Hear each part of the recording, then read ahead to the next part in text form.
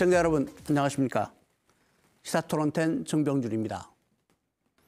요즘 목포가 갑자기 전국의 관심을 끄는 핫플레이스로 떠올랐습니다. 손혜원 의원이 목포 구도심에 낡은 건물을 여러 채 사들였다는 게 알려지면서부터인데요. 이를 놓고 부동산 투기냐 아니면 구도심 재생을 위한 선의의 노력이냐 참 말들이 많습니다. 자유한국당은 어제 대거 목포를 방문해서 손 의원이 부동산 투기를 냈다고 성토를 했고요. 손 의원은 오늘 목포에서 기자간담회를 열고 자기를 믿어달라라고 얘기했습니다. 과연 누구 말이 맞는 걸까요? 오늘 토론해 보겠습니다. 오늘 함께 얘기 나눠주실 분들 소개해드리겠습니다. 시사평론가 유창선 박사 나오셨습니다. 안녕하십니까. 희망과 살림 정치경제연구소 정진욱 소장 나오셨습니다. 안녕하십니까. 네, 그리고 목포 현지 얘기를 좀 듣기 위해서 목포에서 주민대표 한 분을 모셨습니다. 목포시 만호동 주민자치위원회 서장권 위원장 나오셨습니다. 네, 안녕하십니까.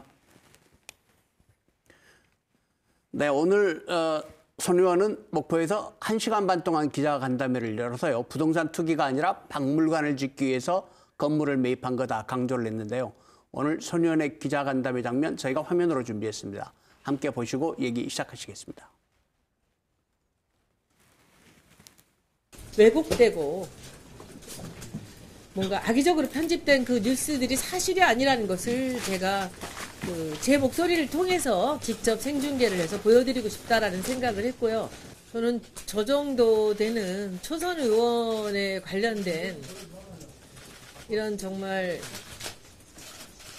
얘기거리도 안 될 만한 일이라고 저는 생각을 했던 이런 일들이 이렇게 국가 전체를 시끄럽게 만드는 것에 대해서 저는 일단 국민들한테 너무 죄송하게 생각합니다. 이렇게 천장이 높은 옛날 건물들을 만나지 않았다면 여기에 재단에서 박물관을 하겠다는 생각 못했을 거예요. 처음부터 저는 가지려고 한 게 아니라 주려고 한 겁니다. 그래서 저는 그 이익 충돌이라는 부분들은 언젠가 제가 뭔가를 가지려고 하는 것이 이익을 생각하는 거 아니겠습니까? 네, 기자간담회 전에 오늘 기자간담회에서 반전의 B카드가 있을 거다 이런 전망들이 많았는데 어떻게 평가하셨는지 한번 들어보겠습니다. 먼저 유 박사님 오늘 기자간담회 어떻게 보셨습니까? 네, 반전까지는 모르겠습니다만은 손 의원으로서는 일단 자신의 진정성은 충분히 설명한 자리였다고 생각이 됩니다. 더군다나 이제 한 발 더 나가가지고 자신이 갖고 있던 유물이라든가 또 재단의 자산을 기부하겠다. 이렇게까지 얘기를 해가지고 자신의 진정성을 부각을 시켰으니까 그 정도면은 믿어줘야죠. 투기하려고 그런 것이 아니었다. 그래서 오늘 나온 얘기들은 저는 일단 긍정적으로 받아들입니다. 그리고 저는 이제 개인적으로 손 의원이 투기를 목적으로 해가지고 지금 목포에 가가지고 그렇게 이제 여러 채를 지인들한테 사도록 했다. 이렇게 판단하지는 않습니다. 하지만은 투기냐 아니냐 이것이 사실 이번 사안의 저는 핵심 쟁점은 좀 아니라고 봅니다. 그러니까 투기가 아니라 하더라도 우리가 투기가 아니었던 거로 생각한다 하더라도 이 방법의 문제 아무리 선이 좋은 뜻으로 한 일이라 하더라도 방법에 문제가 있다면 이거는 지적을 하고 바로 잡아야 된다고 생각을 하거든요. 뒤에서 구체적인 사례 말씀드릴 기회가 있겠습니다만은 지금 가장 핵심적인 논란이 되고 있는 게 국회의원이라는 어떤 공직자의 신분으로서 이른바 그 이해충돌 방지의 의무 이거를 제대로 했느냐 이거를 위반했느냐 사실은 핵심 쟁점은 이거거든요. 근데 이거에 관해서는 손 의원이 사실 지적받을 일들이 좀 여러 개 있는 거로 보입니다. 그리고 네. 오늘도 기자들이 그에 관해서 거듭해서 많은 질문을 했는데 손 의원은 계속해서 그 부분에 관해서는 답을 피하고 있어요. 그냥 뭉뚱그려가지고 나는 그러지 않았다. 이렇게만 얘기를 하고 넘어가니까 저는 이 핵심적인 부분에 대해서 손 의원이 여전히 미흡하게 지금 말을 하고 있다. 그 점은 오늘 남는 좀 이제 유감스러운 부분이라고 하겠습니다. 네, 그렇군요. 정 원장께서는 오늘 기자간담회 어떻게 보셨습니까? 예, 오늘 손혜원 의원의 기자회견은 본인이 말씀한 것처럼 무슨 반전의 B카드를 의도하지는 않았지만 사실상 그 내용상에서는 반전의 B카드가 됐다 이렇게 보고 있습니다. 반전의 B카드다 이런 말이 이제 손 의원의 진정성을 제대로 전달하지 못하는 측면이 있긴 합니다만은 이번 기자회견으로 앞으로 손 의원 관련된 논란은 상당히 잦아들 것이다 이렇게 예상해 봅니다. 손 의원은 오늘 목포에서 이제 자신을 둘러싼 의혹에 대해서 하나하나 분명하게 밝혔다고 보거든요. 첫째, 낮은 칠기 박물관을 지어서 국가에 기속시키겠다. 그리고 남편 이사장으로 있는 크로스포인트 문화재단 모든 자산을 국가에 기부하겠다. 이렇게 말씀했고요. 17세기에서 21세기 낮은 칠기 작품 지금 팔아도 수십억 원에 이른다고 합니다. 이 유물들을 전남도 또는 목포시에 기부하겠다. 이렇게 말씀했고요. 또 많은 사람들이 과연 끝까지 있을 거냐 이렇게 많이 물어봤었는데요. 목포를 떠나지 않겠다. 그리고 이것이 가장 저는 최근 논란에서 큰 변화라고 보는데요. 소년은 이날 국가 전체를 시끄럽게 만든 것에 대해서 국민께 죄송하다. 이렇게 진심 어린 사과를 했습니다. 언론과도 더 이상 싸울 마음이 없다 이렇게 말씀했는데요. 그동안 손혜원 의원이 투기를 한 것은 아니라는 것에 대해서는 시간이 지나면서 어느 정도 우리 사회가 인식을 해갔다고 볼 수 있는데 그런데 이제 투자에 따른 수익이 발생할 수 있는데 그렇게 된다면 이것은 이익 충돌이 될 수 있지 않느냐라는 측면이 있었습니다. 이것에 관한 이제 시민들의 관심이 컸는데 오늘 모든 자산을 국가와 지자체에 기부하겠다 이렇게 밝힘으로써 그렇지 않다는 것을 보여줬고요. 유 박사님께서 말씀하시는 이해 충돌의 문제도 저는 오늘 손 의원이 정확하게 저는 짚고 넘어갔다 이렇게 보고 있습니다. 일단 가장 관심이 손 의원이 부동산 투기를 한 거냐 아니냐 이 부분인데 일단 오늘 나온 시사평론가 두 분께서는 오늘 설명으로 투기 문제는 좀 넘어간 게 아니냐 이렇게 보고 계시는 것 같으네요. 그러신가요? 저는 그 부분을 요거 좀 구분을 해야 될 것 같아요. 그러니까 투기는 아닌 거로 판단이 되는데 기본적인 이제 동기라든가 네. 그런 게 그렇다고 해서 이게 100% 공익적인 관점에서만 판단할 문제냐? 100% 공익적인 행동이었다. 이거를 또 단언하는 것도 아직은 좀 빠르다는 생각이 들거든요. 빠르다. 예, 그러니까 이 공과 사가 참 미묘하게 얽힐 수 있는 성질의 문제인 것 같아요.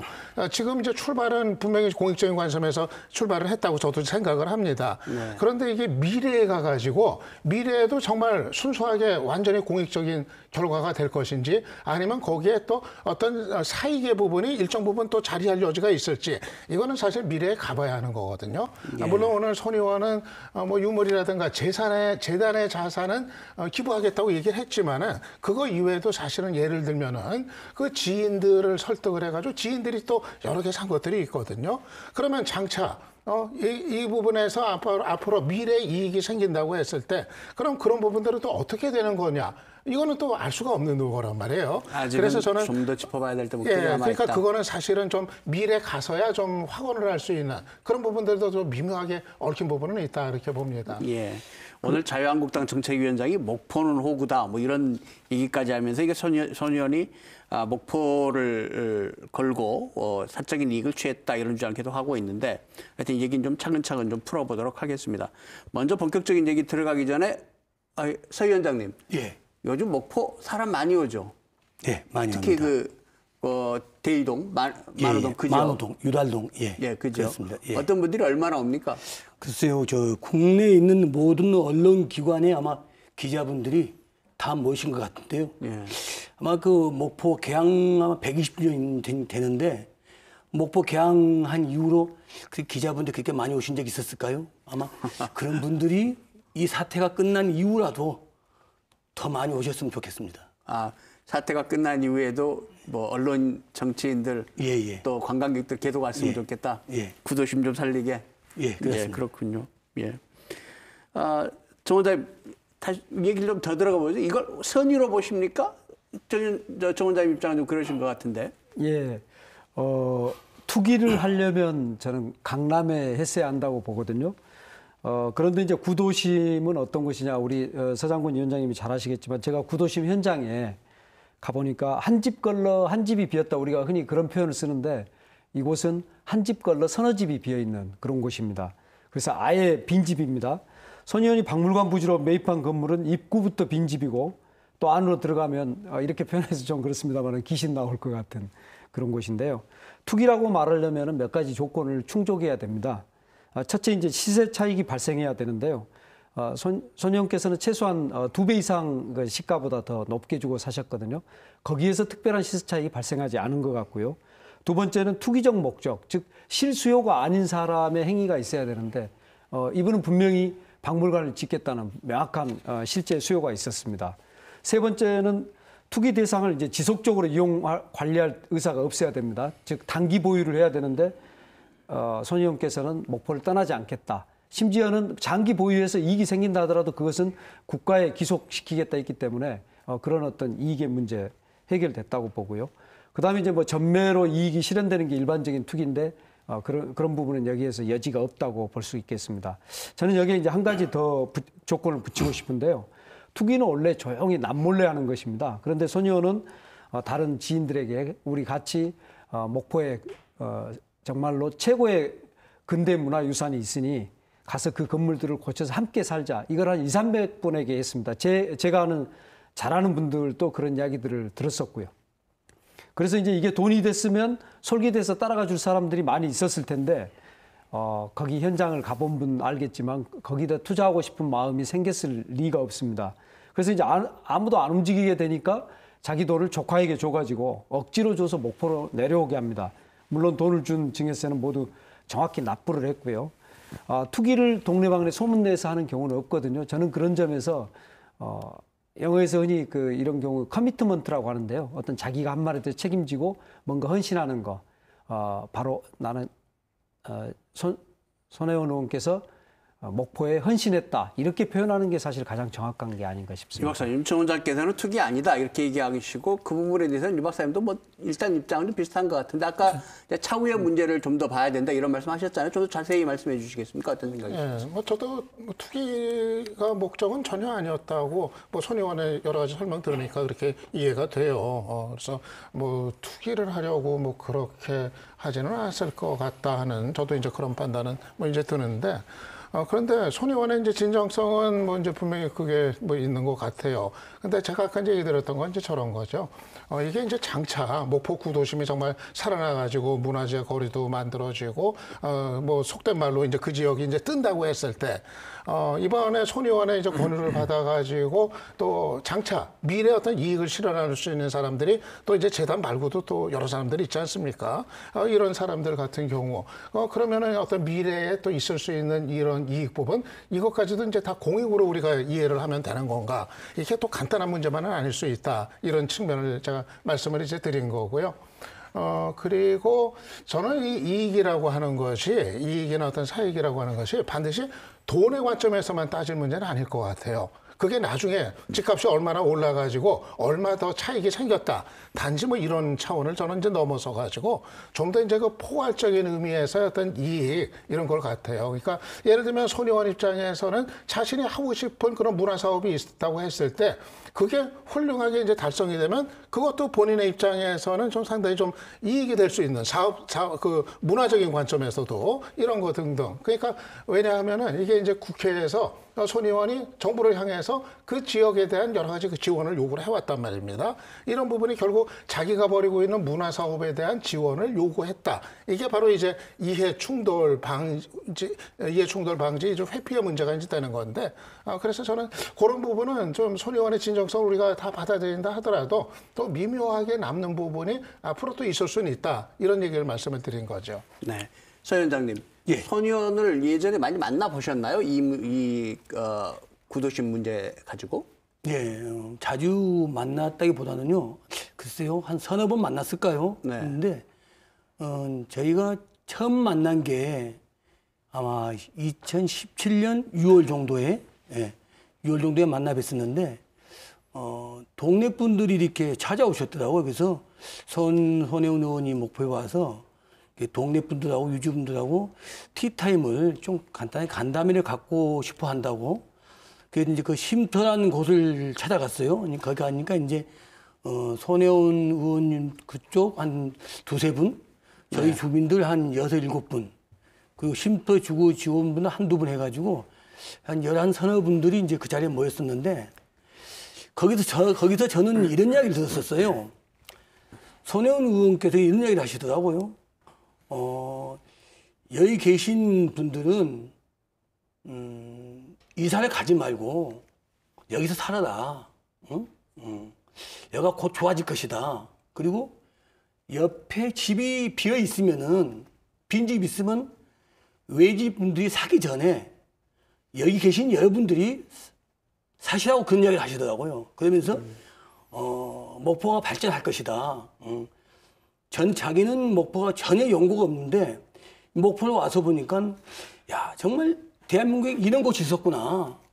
그래서 자기가 은퇴를 하면은 자기도 목포 와서 살고 싶다는 이야기를 하시더라고요. 그래서 은퇴하면 목포와 살고 싶다. 예. 그래서 저는 그때까지도 정말 처음에는 전혀 그 투기란 것은 생각지도 안 했었고 또 지금 제 심정은 제가 뭐 그분의 그 가슴속에 들어가 보지는 않았지만 그분 속은 모르겠지만 글쎄요.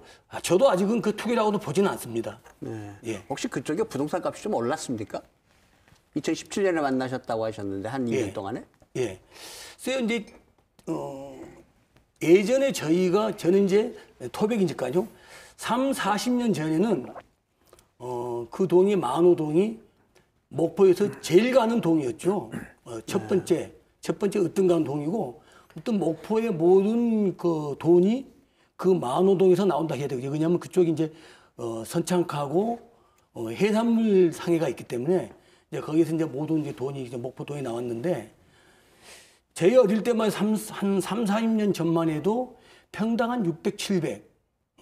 특히나 이제 저 예전에 같은 저 위원장님 어렸을 때. 그렇죠. 600, 700. 예. 지금 그런데 얼마나 이제 합니까? 그 조금 전에 말한 그 손은의 그 조카가 지금 구입을 해가지고 카페로 영업하고 있는 거. 예. 그게 이제 처음에 손은이 사실 때 8,400만 원. 그거 아마 매스컴에 나왔는 것 같아요. 평당 얼마나 될까요? 28평에 300에 8,400만 원. 평당 300. 예. 아니 그러니까 손 의원이 그 건물들을 매입하고 난 이후에 그 이후에 그쪽에 예. 땅값이 좀 올랐습니까? 이유는 땅값이 이제 아무래도 이제 시간이 흘렀으니까 땅값은 올랐겠는데 저희가 생각했던 게 요새 그 매수금에서 이야기하고 있는 뭐 서너 배, 네다섯 배 하는데 그건 터무니없는 이야기고요. 예, 그 이야기는 어떤 이야기냐면은 한편은 또 이해는 합니다. 왜 그러냐면은 이제 저희가 지금 말하고 있는 그곳은 아니고 좀 떨어진 곳, 유달동이라는 곳이 있는데 그게 이제 유달산 밑이거든요. 근데 그쪽이 근래에 들어와서 카페가 많이 들어왔어요. 그쪽은 이제 가정집 같은 주택들인데 카페가 많이 들어와가지고 한 9군데 최근에 들어왔어요. 거기는 그런 동네가 아니거든요. 근데 이제 이 문화유산 때문에 사람들이 모인 게 아니라 이제 요새 그 매스컴에서 맛집이란 것 때문에 네. 아무도 목포가 그 맛집이 유명하고 음식이 좋으니까 그런 것 때문에 이제 그 외지 관광객들 목포를 많이 오셨어요. 근데 오다 보니까 유라산 쪽에다 사람이 모이다 보니까 이제 카페가 생겼는데 이제 어느 외지 분이 자기도 그 카페를 하고 싶은데 자기가 원하는 자리에 카페를 하려고 보니까 안 파는 사람 집을 사게 살려면은 돈을 많이 줘야 팔았을 거 아닙니까? 그러니까 예. 맛집이니 카페가 생긴 건 이런 것 때문에 부동산 값이 좀 오르긴 했지만 그렇죠. 손 의원이 이야기하는 예. 무슨 그 문화재 이런 관련해서 아직 값이 그렇죠. 오른 건 아니다. 예. 그 그러니까 말씀이시네요. 그분이 카페를 하기 위해서 네. 많은 돈을 주고 그 집을 사서 카페를 한 것이죠. 그게 이제 뭐 서너 배, 다섯 배에서 뭐 평당 700을 줬냐, 800을 줬냐 하는 얘기가 거기서 나온 것 같습니다. 그러니까 최소한 지금 손 의원이 땅을 사고 난 이후에 지금 현재는 그렇게 부동산 값이 그렇습니다. 올라서 무슨 혜택을 볼 정도는 아니다. 예, 이 예, 얘기신데. 그렇습니다. 예. 자, 그러나 유 박사님께서 말씀하신 그 이익 충돌 문제는 아직 있는 것 같거든요. 정 원장님 어떻게 보십니까? 자유한국당의 정책위 의장이 손 의원께서 오셔서 무슨 엄청난 이익을 얻은 것처럼 목포는 호구다 이렇게 말한 것은 전두환이 민주주의 아버지라고 말한 것에 버금가는 저는 망언이라고 생각합니다.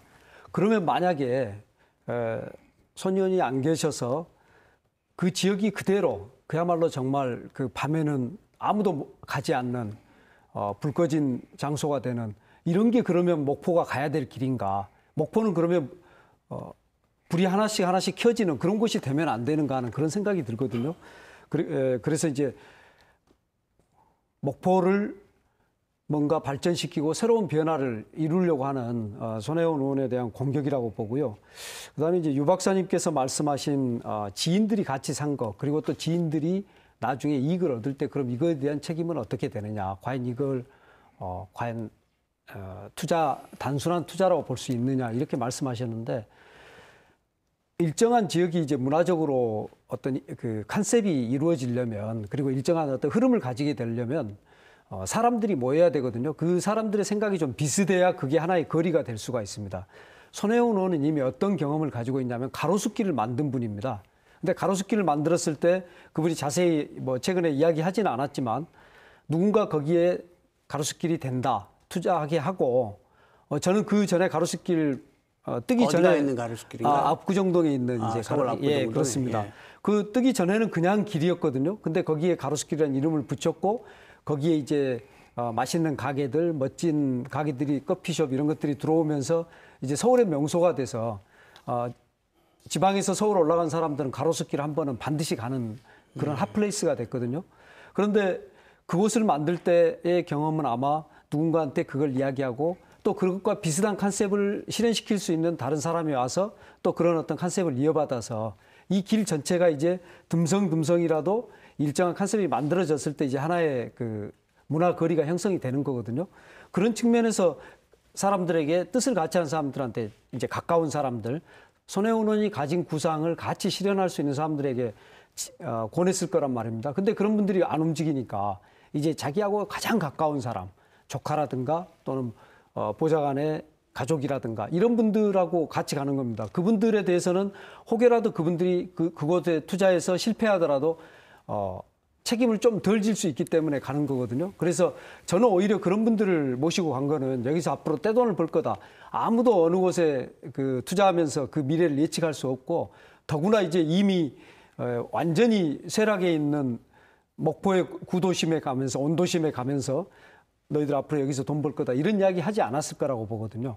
왜 그러냐면 그곳에 가서 예를 하나 들어보겠습니다. 손소영 그 갤러리 조카가 하는 그곳은 28평을 8,400에 사가지고 리모델링 비용이 약 1억 정도 들었습니다. 그러니까 만약에 거기서 어떤 차익을 얻거나 이 사람들에게 뭔가 이익을 주려고 했다면 기다렸다가 예를 들면 뭐 그 나중에 이야기하겠습니다만은 예를 들면 무슨 정보가 있었다 그러면 그 정보를 이용해서 나중에 리모델링 지원 비용이 나올 거다 이렇게 하면서 기다리고 있었겠죠. 그런데 그렇게 하지 않았거든요. 장성장이든 손소영 카페든 두 곳 다 자기들이 먼저 돈을 들여서 스스로의 힘으로 그걸 했고 문을 열었고 리모델링 비용도 스스로의 힘을 했거든요. 이런 것들을 볼 때는 각자 투자한 사람들의 자기 책임을 통해서 왔기 때문에 그 이후에 이제 어떤 결과가 나와서 거기서 이익이 생겼을 때는 그런 것까지를 손혜원 의원에게 책임을 지운다는 것은 어떤 일을 새로 하는 어떤 새로운 기획자, 이노베이터에게 너무 가혹한 책임을 지는 거다. 그건 네, 책임질 수 없는 것에 대해서 말하고 있지 않은가 이런 생각이 듭니다. 자, 미래의 문제에 대한 부분은 지금 여기서 뭔가 예단을 하기 쉽지 않을 것 같고요. 대충 그 정도 논의를 정리하고 다음 얘기를 좀 넘어가 보면 좋겠습니다. 유 박사님, 오늘 손 의원이 기자회견을 하면서 그런 얘기를 했거든요. 초선 의원의 행동이 이렇게까지 문제가 될 줄 몰랐다 이런 얘기를 했는데 어떻게 보십니까? 이번 사안이 정말 전국이 이렇게 관심을 가질 만한 시끄러움이 날 만한 사안인가요? 어떻게 보십니까? 과열된 감이 분명히 있습니다. 사실 대한민국에 지금 다른 중요한 문제들도 많은데 우리가 이제 일주일 넘는 시간 동안 뭐 거의 다 손혜원 의원 관련 뉴스가 그냥 도배를 하다시피 하더라고요. 이렇게까지 할 일인가 하는 생각이 뭐 다들 많이들 아마 드셨을 것 같아요. 여러 가지 요인들이 있었을 것 같아요. 뭐 SBS하고 손 의원 사이에 이제 진실 공방이 벌어지면서 거기서 서로가 이제 과열이 됐던 그런 점도 있고 또 현 여당에 대해서 좀 비판적인 보수 성향 언론들이 또 가세를 하면서 좀 무차별적인 보도를 쏟아내기도 했었고 그런가 하면 또 정치권에서 이제 야당들이 정치 쟁점화 시키면서 전반적으로 아주 좀 이제 과열이 된 감이 있는데 근데 저는 그 과정에서 또 손 의원도 좀 한 몫을 했던 것 같아요. 손 의원의 어떤 대응 방식이나 어떤 스타일 같은 게 저는 사실 저런 게 좀 답이 아니었을까 생각을 해요. 손 의원이 이 투기국 받는 거에 대해서는 정말 억울하다. 이걸 충분히 자신의 입장을 설명을 하고 이건 전혀 투기가 아니다. 이거를 하고 근데 손 의원은 이제 그거는 했어요. 했는데 그것만 하고 다른 부분 저는 이 얘기를 좀 같이 했었으면 싶었어요. 아예 그 처음에. 하지만 내가 이런 진정성을 갖고 했지만은 국회의원으로서 그 방법에 있어가지고 좀 부주의했거나 좀 소홀히 했던 면들이 좀 있었던 것 같다. 앞으로는 그런 일들이 없도록 유념을 하겠다. 그리고 좀 국회의원으로서 그래가지고 좀 국회의원이 해도 될 일, 또 해서는 안 될 일, 이거를 좀 스스로 구분하고 좀 성찰을 하는 이런 모습을 보였다면은 또 이렇게까지 과열이 됐을까 하는 생각도 한편 들어서, 물론 손의원 이외 쪽에서도 과열시킨 책임이 있지만 손의원도 이거를 대응하는 방식이 너무 스스로가 과열이 돼서 진정성 하나로만 모든 거를 다 풀고 덮고 가려는 이런 게 또 논란을 더 촉발시킨 면도 있지 않았나 봅니다. 지금 자유한국당은 계속해서 이제 이게 부동산 투기다, 뭐 목포는 오구다까지 올라왔으니까 그런 얘기 하고 있는데, 이 지역 분위기는 최소한 투기는 아닌가 이런 정서들이 현장에도 꽤 있는 것 같고요. 그렇습니다. 그런데 유 박사께서 말씀하고 계신 국회의원으로서 적절하지 않은 행동, 어떤 것들이 있다고 생각하시고 좀 더 자세히 말씀해 주시겠습니까? 예, 손 의원은 자신이 뭐 영향력을 행사한 게 없다 이렇게 대답을 하고, 만약 있었다면 좋은 영향력이었을 거다. 그래서 글쎄 이걸 어떻게 해석을 해야 될지 참 묘한 그런 기조의 답을 계속하는데, 이 부분에서 손 의원은 구체적인 대답을 사실 좀 피해왔었어요. 그냥 총론적으로 뭐 그런 거 없다는 식으로만 대응했는데, 근데 논란이 되는 대목들은 사실 국회 속기록에 나오는 것들이거든요. 그건 확인이 된 것들입니다. 그러니까 자신이 매집한 그 지역을 살리기 위해 가지고 거기에 대해서 문화재청에 거듭해서 그 지원을 이제 요구하는 거, 이거는 사실로 이제 확인이 된 거니까 사실은 그거에 이제 이해 충돌 방지 의무를 위배한 거로 당연히 논란이 될 수밖에 없으니까, 그거는 저는 손 의원이 좀 더 진전된 책임 있는 입장을 내놓을 필요가 있다. 그리고 만약 좀 적절하지 않은 부분이 있었다면은 좀 더 국민들을 상대로 해가지고 그에 대한 어떤 책임 있는 얘기를 좀 표명할 필요가 있지 않을까 이제 생각이 듭니다. 저는 이 문제가 왜 이제 중요하냐면은요, 이게 저는 단지 목포라는 한 지역의 문제도 아니고 손혜원 의원이라는 한 정치인의 문제도 저는 아니라고 생각합니다. 이게 하나의 선례가 될 수 있다고 생각을 하거든요.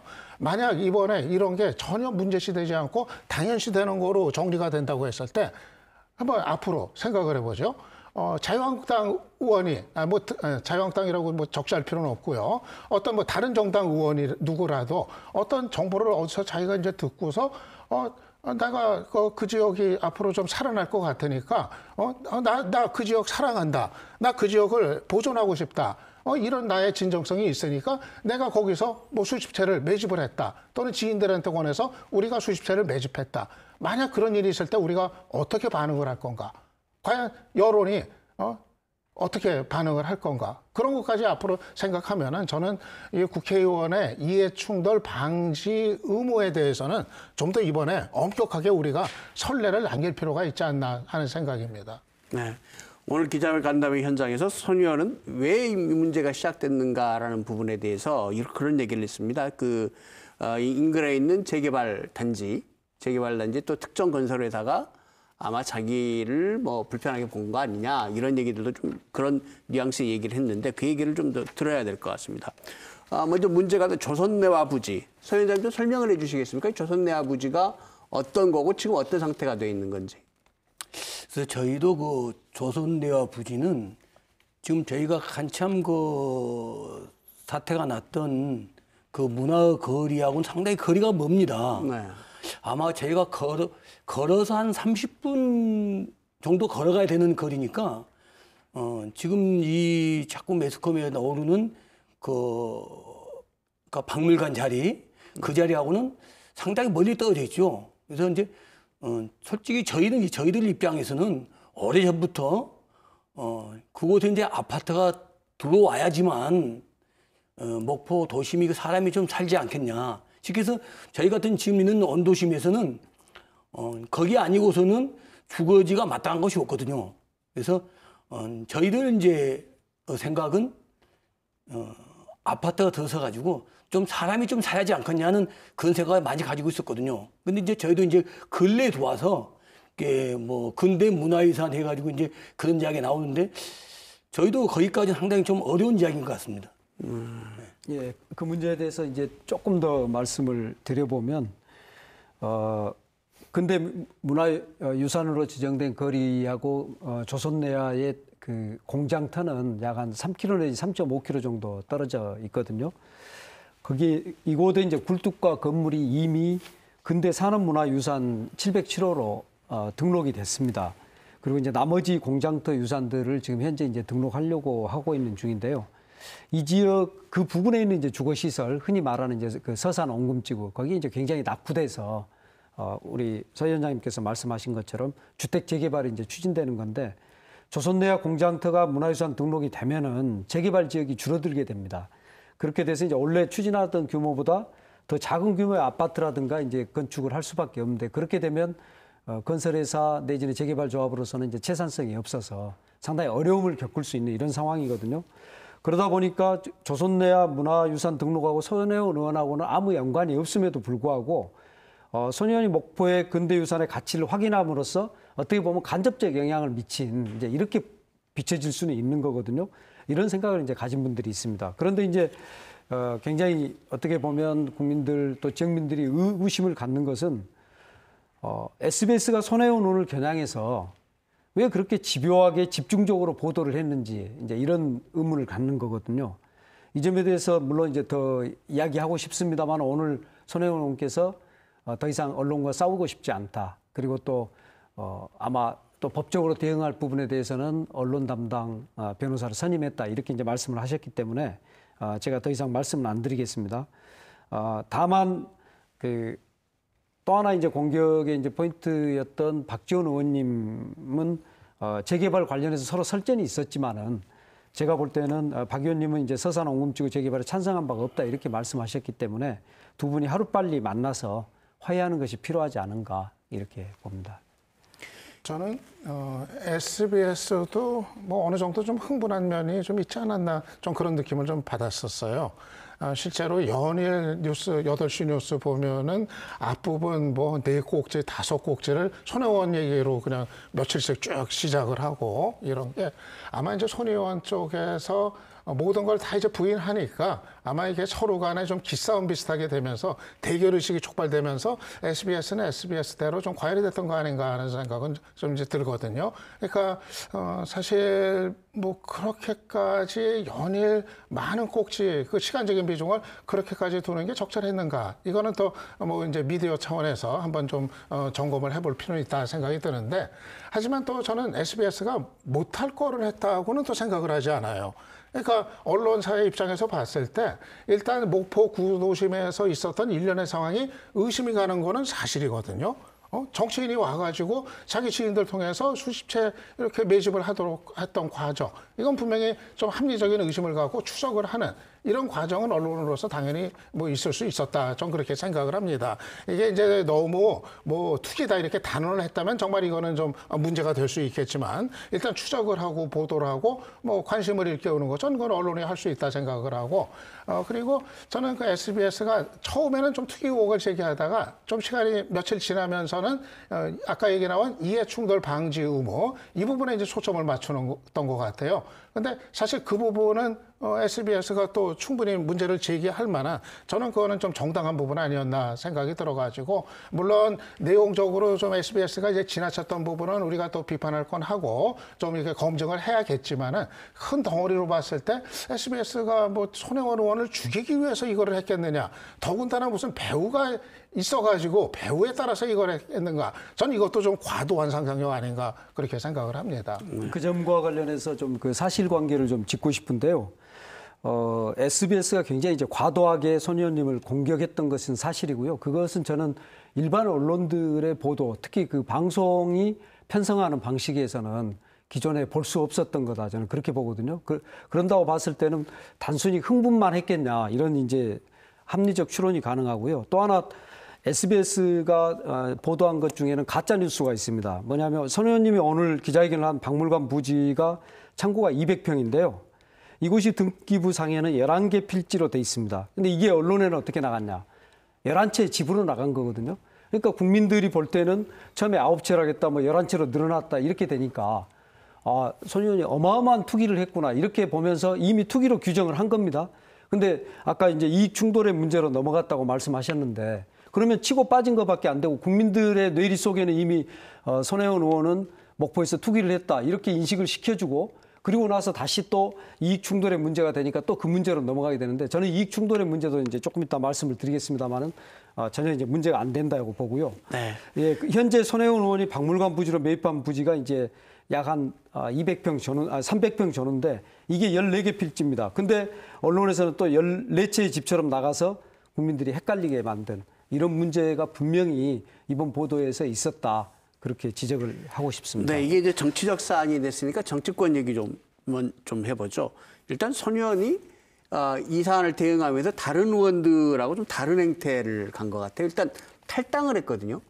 보통 문제가 되면 국회의원들은 탈당을 하라고 해도 안 하고 버티는 게 일반적인데 스스로 탈당 얘기를 찾았는데 이 박사님 어떻게 생각하십니까?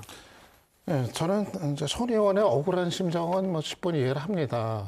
특히 이제 오늘 기자 간담회에서 있었던 얘기까지 다 이제 듣고 나면은 손 의원 입장에서는 정말 참 억울했을 법하다. 내 마음은 그게 아니었는데 왜 이렇게 만들어 버리는가.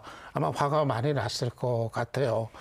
그런데 그래도 또 정치인이라는 또 위치가 있거든요. 정치인이 이런 문제가 제기됐을 때 어떻게 대응을 할 건가 이런 이제 방법에 관한 문제가 될 텐데 저는 손 의원이 좀 손 의원은 손 의원대로 물론 이제 SBS 보도는 그거대로 내용에 대한 우리가 또 여러 가지 비평을 할 수 있고 뭐 돌아봐야겠습니다만은 손 의원은 손 의원대로 너무 또 거칠게 대응했던 거 아닌가 하는 생각은 들어요. 우선 하나 이제 배우론.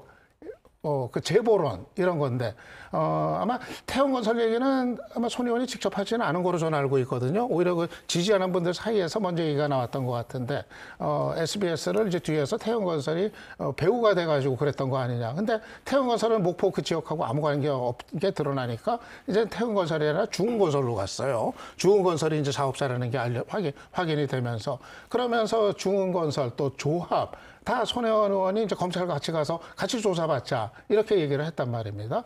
거기에 또 이제 박지원 의원 이름도 들어갔어요. 박지원 의원은 또 왜 갑자기 이름이 들어가는지 저는 사실 그 과정이 좀 이해는 좀 안 되거든요. 그래서 너무 이거를 자꾸 음모론 또는 배후 세력론 이런 거로 몰아가는 것도 좀 정치 일종의 좀 정치 프레임식으로 그렇게 대응하는 거 아닌가 그런 생각은 좀 들었습니다. 박지원 의원 경우에는 처음에는 그 손 의원이 투기를 한 게 아니다.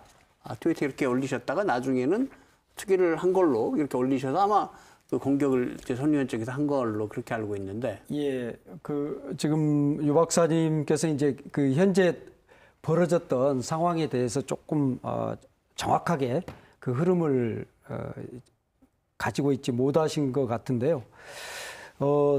박지원 의원님이 이제 초기에 그렇게 그 손혜원 의원이 투기가 아닌 것 같다 이런 말씀을 하셨거든요. 그랬다가 이게 투기로 생각을 바꾸기 시게 된 계기가 아까 바로 제가 그 지적을 했던 9채라고 알고 있었는데 이게 이제 채수가 늘어나는 겁니다. 이렇게 늘어나게 되니까 박 의원님으로서는 본인이 9채 정도라면 어쩌면 인정할 수도 있는 그 선의를 인정할 수도 있는 그런 거라고 봤는데 이게 이제 그걸 넘어갈 때는 국민 감정상 납득이 안 되는 거죠. 그런데 알고 보면 9채가 아니고 예를 들면 몇 필지였던 거죠. 9필지였던 거죠. 이런 방식의 어떤 가짜 뉴스가 나오면서 굉장히 공신력 있는 언론이 가짜 뉴스를 양산하면서 호도했는데 이 지역에 대해서 깊이 알지 못하는 분들은 거기에 이제 넘어갈 수밖에 없는. 뭐 사실 저도 마찬가지고 모든 사람이 그랬다고 봅니다. 이제 그것에 대해서 어떤 재선 의원님이 그런 말씀을 했어요. 그 굉장히 그 필지 구획이 복잡하게 돼 있는 어떤 지방의 현실을 모르는 어떤 그 필지 구획 정리가 잘 돼 있는 중앙의 지방에 대한 몰리의 대표적 표본이다. 이런 말씀을 했거든요. 저는 이게 우리 국민들 전체를 방송이 특히 SBS가 앞장서서 그렇게 만든 측면이 있다. 저는 그 배후에 누가 있을 거다. 특별히 그런 생각하지 않습니다. 다만 방송의 금도를 넘어서는 특정인에 대한 공격 그리고 그런 과정에서 목포가 무슨 복마전인 것처럼 국민들에게 보이게 되는 나쁜 이미지를 주게 만든 거. 저는 이런 점에서 굉장히 우려하는 거고요. 네. 그다음 또 하나 이제 그 손혜원 의원이 정치인으로서 대응하는 것이 좀 문제가 있었다. 이렇게 말씀하셨는데 이 부분에 대해서 조금 이따 기회가 되면 좀 말씀을 드리겠습니다. 네, 그 부분을 제가 조금만 더 첨언을 드릴게요. 마침 이거 정치인으로서 대응하는 방법의 문제. 전 손 의원이 야당 쪽에서 터져나오는 공세에 각을 세우면서 대응하는 거 저거 뭐 충분히 그럴 수 있다고 생각이 들어요. 그런데 꼭 그렇지 않은 경우 자신에 대한 비판은 다 그렇게 정말 화를 내면서 이제 반박을 하는 게 정치인의 바른 태도인지 하는 그런 의문은 남거든요. 예를 들면 그러면은 금태섭 의원이 같은 당의 김태섭 의원이 얘기를 꺼냈다. 이제는 뭐 같은 당이 아니지만 얘기를 꺼냈단 말입니다. 이해 충돌 방지 의무를 위배한 거다. 이렇게 얘기를 하니까 손 의원이 발끈해가지고 이번 주말까지 사과를 해라. 이렇게 나왔어요. 그러면은 비슷한 예로 이낙연 총리가 고위 당정청 회의에서 저런 얘기를 했어요.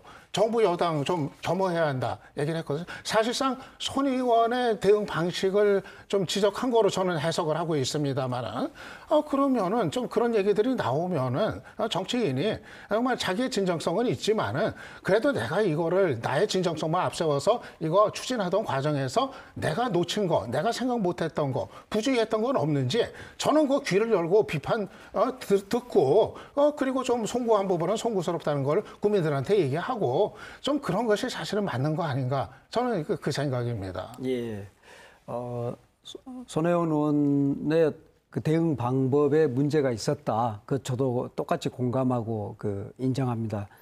그리고 오늘 손혜원 의원도 본인이 또 그런 방식을 보여준 것에 대해서 또 국민들께 사과도 했고요. 다른 한편으로 보면 그러면 정말로 그 반듯한 국회의원 또 반듯한 정치인 우리가 생각하는 이상적 그런 정치인이 있는가 이런 생각을 해볼 수 있는데요. 만약 그런 사람이라면 과연 정말로 아무도 없는 그 목포의 온도심에 가서 자기의 모든 걸 던져서 여기를 한번 새로운 근대문화유산 거리를 만들어 보겠다는 그런 생각을 할 수 있을까? 또 이제 이런 생각도 할 수는 있거든요. 그렇지만 이제 유 박사님이 지적하신 그런 부분은 분명히 저도 같이 공감하고 또 우리 국민들이 많이 그렇게 느끼고 있거든요. 그래서 저는 그 부분에서 인정하고요.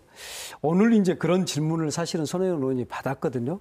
그 이제 손혜원 의원이 이런 말씀을 하셨습니다. 역사문화유산이 있는 목포의 가치를 사람들이 알게 하고 또 사람들이 많이 찾아오게 했는데 그것이 나쁜 것인가요? 이렇게 말씀했거든요. 그러니까 어떻게 보면 이익 충돌에 대해서 좀 심각하게 생각하지 않고 있는 듯도 보이고 또 한편으로는 자신의 선의를 너무 믿고 있다. 이런 이제 비판을 할 수 있는데 정두원 전 국회의원께서 이렇게 말씀하셨어요. 손혜원 의원에 대해서 정치적으로 너무 순진한 사람이다. 이렇게 이야기를 했거든요. 그래서 일반적 정치인의 어떤 잣대로 볼 때는 분명히 손혜원 의원이 아쉬움이 있지만 그러나 어떤 일을 만들고 추진해 가는 과정에서 그런 모습을 보였던 것에 대해서는 또 어떤 부분 조금은 이해할 수 있는 것도 있지 않을까 그런 생각을 해봅니다. 네, 정치적인 얘기 좀 나눴으니까 목포 현장에 대한 얘기로 좀 돌아가 보겠습니다. 지금 이런 논란에도 불구하고 목포 구도심이 잘 좀 재생이 되고 또 사람이 많이 찾아오는 그런 때가 돼야 될 텐데 소 위원장님 지금 이 상황을 보고 있는 목포 지역 주민들 어떤 생각을 하고 계십니까? 네, 많이 당황스럽죠. 많이 당황스럽고 또 안타깝게 생각하고 있습니다. 예전에 좀 전에도 말씀드렸지만 그 목포에서 제일 가는 동네고 목포가 23개 동이 있습니다. 23개 동이 있는데 지금 만호동이 인구가 3,500.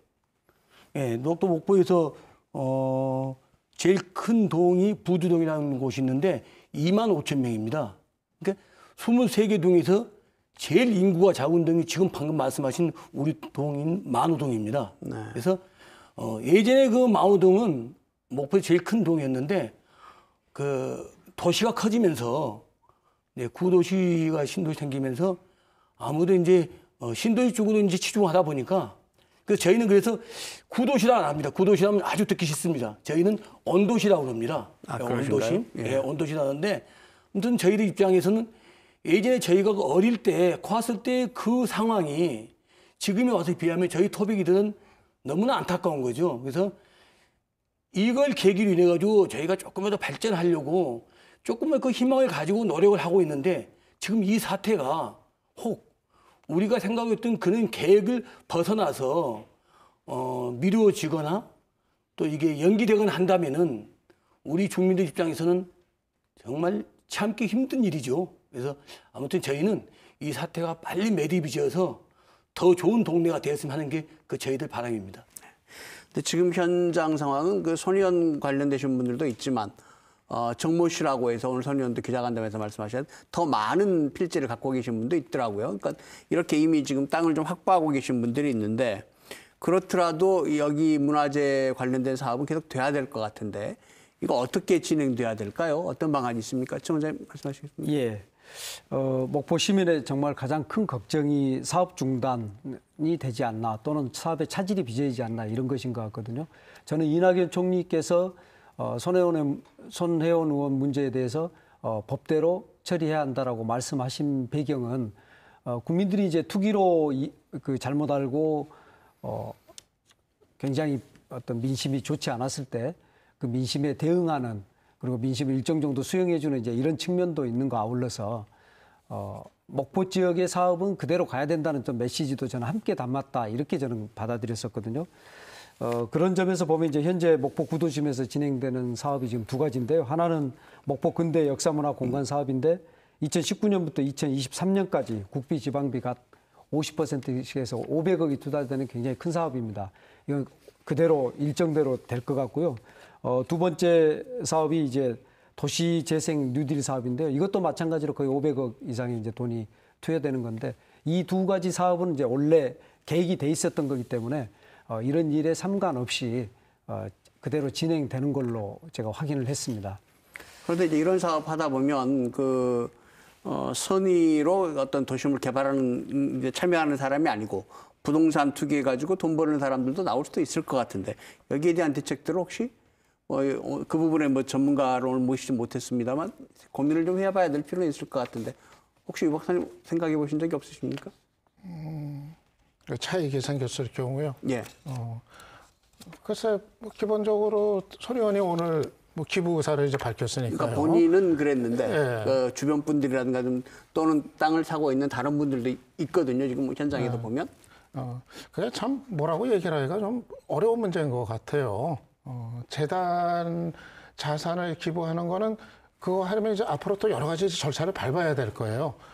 재단에 지금 어떤 재산으로 등록이 돼 있는지에 따라서 또 이 기부가 정말 국가의 기부가 가능한 경우가 있고 아닌 경우도 있고 그래서 아직은 그런 절차가 전혀 되질 않은 거여서 앞으로 그거는 얘기한 대로 약속한 대로 그렇게 진행이 되고 절차가 밟아져야겠죠. 그런데 개인들이 소유하고 있는 것들 이런 거를 어떻게 할지 이건 참 미래 얘기여가지고 그렇다고 지금 명의가 또 매입한 당사자들 명의로도 지금 돼 있는 거 아니에요, 소유자가. 네. 일부에서 차명 얘기도 하긴 합니다만은 법적으로 차명이라고 보기엔 좀 어려울 것 같아요. 차명이라고 하면은 정말 재산세도 대신 내주고 그리고 당장 그 등기부등본 이런 거를 누가 갖고 있는지 부터 해서 여러 가지 법적인 확인이 필요한 게 있는데 아마 그런 것까지는 아닌 것 같기 때문에 그런 부분은 좀 장차에 좀 이제 남아있는 그런 부분 아닐까 싶습니다. 예. 네. 토론 좀 쳐가야 될 그런 시간인데요. 정치권에서 지금 이게 일주일 넘어 이 문제가 계속 좀 논의가 되고 있는데 앞으로 이 문제 어떻게 정리를 해야 될까요? 여당이든 야당이든 유 박사님 어떻게 생각하십니까? 저는 아까 말씀드린 것처럼 이 공인이 해서는 안 될 일, 특히 국회의원이 해서는 안 될 일, 이거를 차제에 좀 명확하게 정리를 우리 사회가 좀 한번 하고 갔으면 하는 생각이 듭니다. 여기서 떠오른 게 아까 계속해서 얘기한 이해충돌 방지 의무, 이거에 관한 거 아닙니까? 국회의원이 해서는 안 될 일이 과연 어떤 것인지 지금 이거 가지고 논쟁이 벌어지고 있는 거란 말입니다. 사회적 정치적 논쟁이 벌어지고 있는데 좀 선례가 될 수 있는 좀 답안을 사회적 합의를 이번에 도출했으면 합니다. 아니면은 나중에 가서 또 비슷한 일이 또 있을 수가 있어요. 아까 말씀드렸지만은 다른 어떤 당 의원이 좀 어디서 얘기 듣고 그 지역 뜰 것 같다 얘기 듣고서 나 이 지역 사랑해서 샀다. 나 여기 보존하고 싶어서 몇십 채 샀다. 그리고 국회에 가가지고는 정부에다가 거기 지원해달라. 의미가 있는 곳이니까. 이렇게 했을 때 그럼 그때는 또 어떻게 할 거냐. 저는 이게 케이스 바이 케이스가 아니라 누가 하면 좋고 누가 하면 나쁘고 이런 게 아니라 좀 합의가 될 수 있는 그런 일종의 우리의 어떤 규칙 이런 거를 차제에 이번에 정리를 할 필요가 있다. 그렇게 생각합니다. 네. 좀 정치권에서 이 문제 이제 어떻게 처리해야 될지 간단하게 좀 정리해 주시겠습니까? 예. 손혜원 의원께서 오늘 사과도 하시고 또 투자한 거의 전 자산이죠. 그걸 기부하겠다. 이건 사실상 이제 내셔널 트러스트하고 똑같다고 보거든요. 귀속시키는 방법은 재단을 해체하면 정관의 그 크로스포인트 문화재단의 경우는 재단을 해체하면 정관에는 모든 자산을 국가에 기속시키는 걸로 돼 있습니다. 그래서 뭐 그런 방식을 선택해도 될 것 같고요. 그래서 그런 해법들을 찾아 나가면 되고 정치권에서는 저는 먼저 이 말씀 한 가지를 드리고 싶습니다. 손혜원 의원과 박지원 의원 두 분이 지금 이 일로 해서 굉장히 사실은 공방이 크거든요. 저는 거기서부터 풀어야 된다고 봅니다. 목포의 발전이라는 측면에서 본다면 그 두 분이 굉장히 중요한 분들인데 지역민은 그 두 분이 다투기를 바라지 않거든요. 손혜원 의원은 목포의 미래 발전상을 제시해 준 어떻게 보면 온 국민의 관심을 받게 한 목포의 은인이거든요. 박지원 의원은 그동안 이제 목포를 지키고 갖고 온 목포의 산 역사이고 또 증인입니다. 그래서 이 두 분이 함께해야 목포의 과거, 현재, 미래가 온전해지거든요. 그런 점에서 저는 이 두 분께서 잘잘못 굳이 따지지 말고 서로 간의 오해를 풀고 목포의 발전이라는 이 대승적 차원에서 두 분이 화해한다면 저는 정치권의 논란도 훨씬 더 빨리 정리되면서 우리가 좀 더 생산적인 이슈에 집중할 수 있게 되지 않을까 싶습니다. 네, 서 위원장님인데 제일 중요한 게 지역 주민들 얘기인데 간단히 한 말씀 해주시고 프로그램 마쳐야 될 것 같습니다.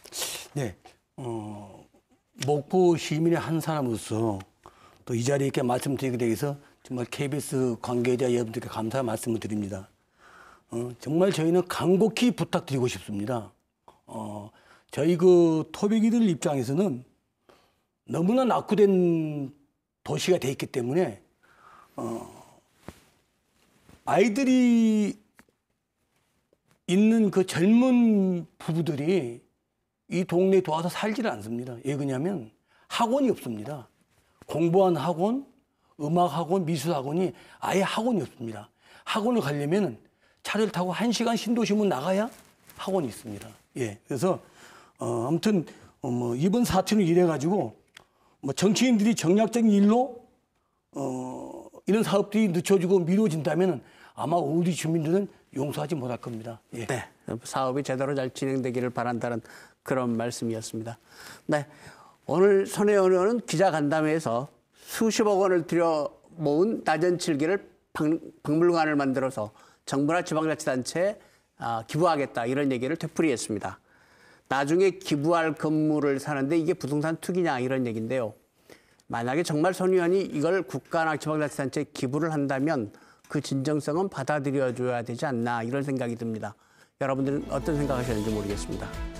시사토론텐 오늘 순서 여기서 마칩니다. 다음 주 시간에 다시 뵙겠습니다. 안녕히 계십시오.